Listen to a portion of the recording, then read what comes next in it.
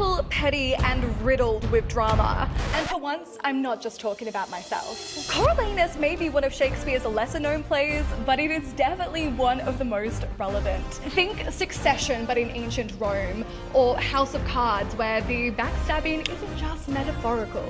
Coriolanus goes to war, and the whole point of the play is that he's so good in battle, he single-handedly defeats an entire neighbouring town. And then they go, great, you should be our Prime Minister, our consul. But the problem is he's really good at war, but he's not good at politics. And that's the headbutt issue. Do you want to come for a little wander backstage? Surely. Oh my God. Come along, come along. This is where we run around. I would hate to do a quick change where you've got to kind of like jump over these as you're going. That is precisely what I spend my time doing.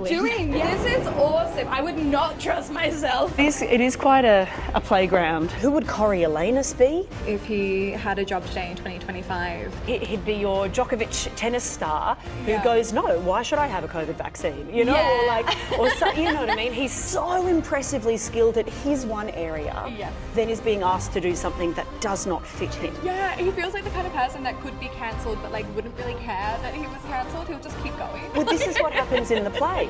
He gets banished. He turns around and he goes, no, weasels, I banish you. Is he a hero or is he a villain or is he, you know, a victim of his society? He's all of the above. What I say is what you will get.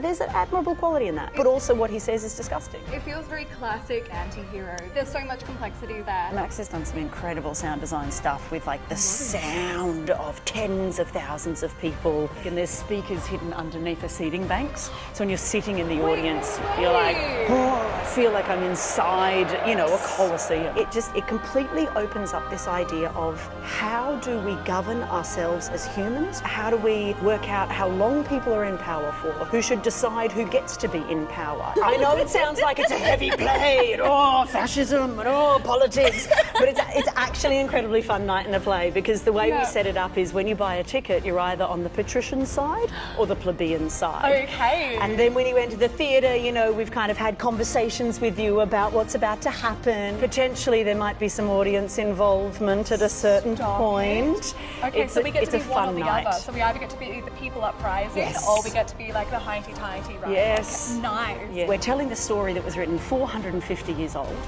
That is about events 2,500 years old, but where we're doing it here in the Nielsen Nutshell at Bell Shakespeare's headquarters is over the waters of the Gadigal people who have been storytelling for tens of thousands of years. So it's tradition upon tradition upon tradition upon tradition. Thank you so much for taking the time to do this. It's a pleasure.